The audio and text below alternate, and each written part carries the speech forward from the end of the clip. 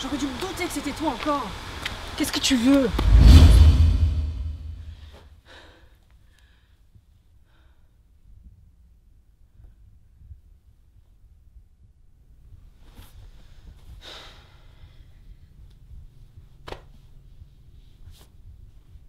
Bah c'est bon, j'ai compris.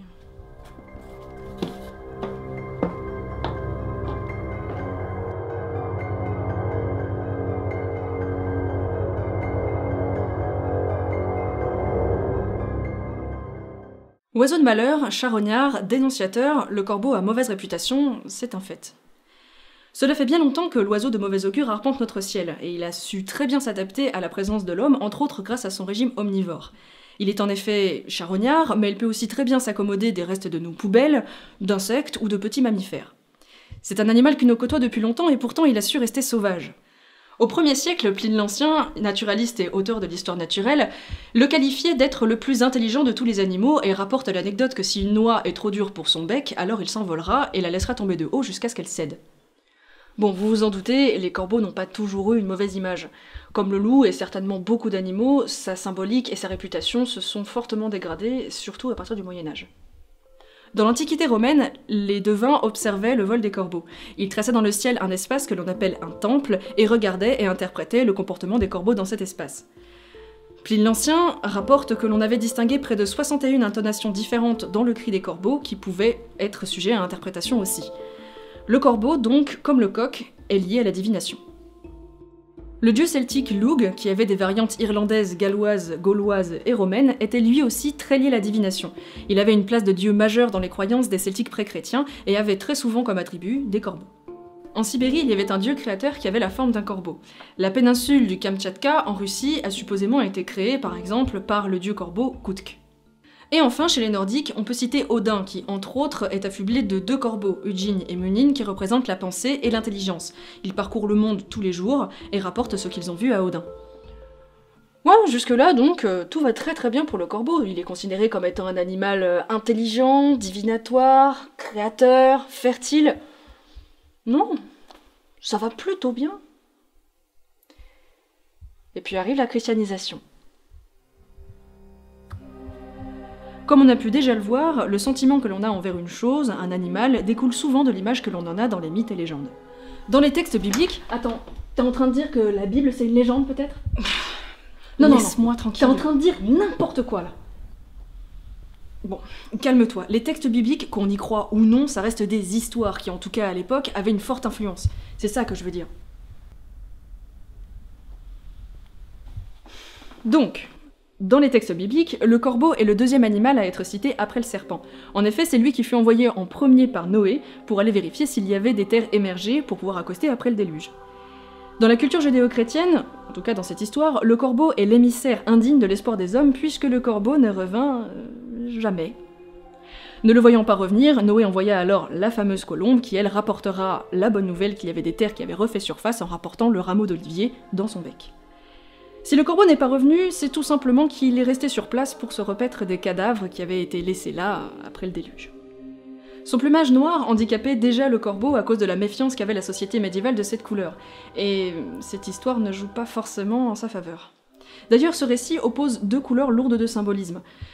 Le noir du corbeau, sali par ses péchés, les ténèbres, et la colombe, blanche, la lumière, la pureté.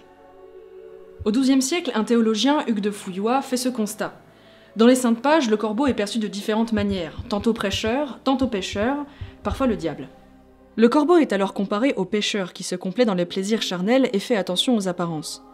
Les représentations du corbeau se nourrissant des morts suite au déluge sont fréquentes dans les enluminures de l'époque. La croyance populaire voulait alors que le corbeau commençait toujours par manger les yeux pour se repaître du mets le plus fameux, le cerveau. Point sur lequel presque tous les auteurs du Moyen-Âge insistent depuis Isidore de Séville, religieux de 7e siècle, qui dans ses étymologies fait référence à ce goût particulier pour les globes oculaires. Cette attitude a été interprétée comme étant à l'image du diable, qui lorsqu'il s'attaque aux hommes commence par détruire prudence et sagesse pour aspirer ensuite la cervelle par les orbites. Ainsi, le malin subvertit le pouvoir de la perception de l'esprit pour mieux manipuler l'âme du pêcheur. Quant à savoir si cette histoire de corbeau qui bougeotte les yeux est vraie, la réponse est oui. Cette habitude macabre, nos ancêtres l'avaient remarquée, et comme nous l'avons vu, attribuer cette habitude du corbeau à quelque chose de diabolique. Quelquefois, ils laissaient sur place les corps des criminels exécutés assez longtemps pour que les oiseaux puissent infliger cette dernière humiliation. Et pourtant, ce goût particulier du corbeau n'a rien à voir avec le malin. Comme vous le savez très certainement, l'œuf est constitué de blanc et de jaune. Le blanc est destiné à servir de nourriture à l'oisillon pendant son développement jusqu'à son éclosion. Entre autres nutriments, l'oiseau a besoin d'acide gras polysaturé N3, aussi appelé oméga 3, pour pouvoir former ce blanc de l'œuf. Ce besoin peut être la raison pour laquelle, en atteignant une carcasse de mammifère, les corbeaux ou même les cigognes mangent d'abord les yeux avant de manger les tissus les plus nutritifs.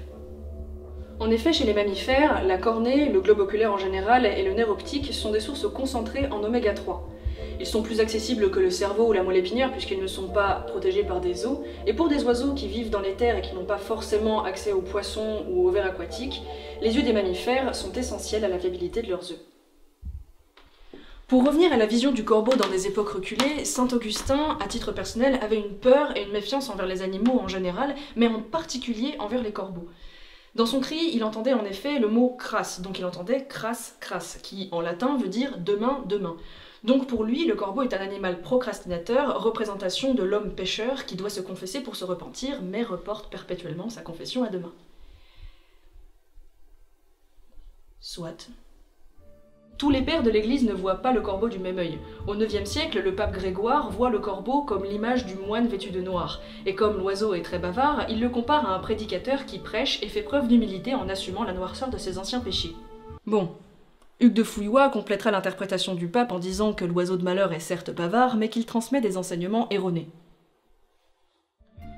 Le corbeau peut aussi être vu comme nourricier et bienveillant, comme dans cet épisode de la Bible où Élie se fait nourrir par des corbeaux à la demande de Dieu. Ou encore avec saint Benoît qui avait beaucoup d'ennemis à cause de la discipline qu'il imposait et qui faillit se faire empoisonner par une miche de pain, mais un corbeau la lui prit et lui sauva alors la vie. La couleur noire qui colle à la peau du corbeau est assez ambivalente dans sa symbolique, comme pour notre volatile. En effet, elle peut à la fois évoquer les ténèbres, la nuit, la mort, mais peut aussi être associée à l'humilité, l'austérité des moines, ou même à la tempérance. Et pourtant, c'est quand même le côté négatif qui est plus ancré dans les esprits, comme pour le corbeau. La lutte de l'Église pour casser la vénération du corbeau est rude, et en fait définitivement l'attribut du diable. À l'époque, il existait encore des rites païens en Scandinavie et en Germanie qui faisaient de cet animal un oiseau sacré, un objet d'admiration. Il est l'animal protecteur sur les bannières, comme emblème installé au sommet d'une perche qu'ils emmènent au combat, et à la fin du XIe siècle, toutes ces croyances sont encore très présentes. Et ça plaît pas des masses à l'Église qui voit pas d'un très bon œil tout ce qui relève du paganisme. C'est dingue, hein. Ainsi, nous avons un témoignage du 8e siècle de missionnaires partis en Germanie évangéliser. Ils ont constaté des pratiques culturelles, païennes, pour honorer tel ou tel animal, y compris des pratiques alimentaires. Ils ont alors écrit au pape et lui ont décrit les choses épouvantables qu'ils mangeaient et qu'ils vénéraient. Mais ils étaient lucides.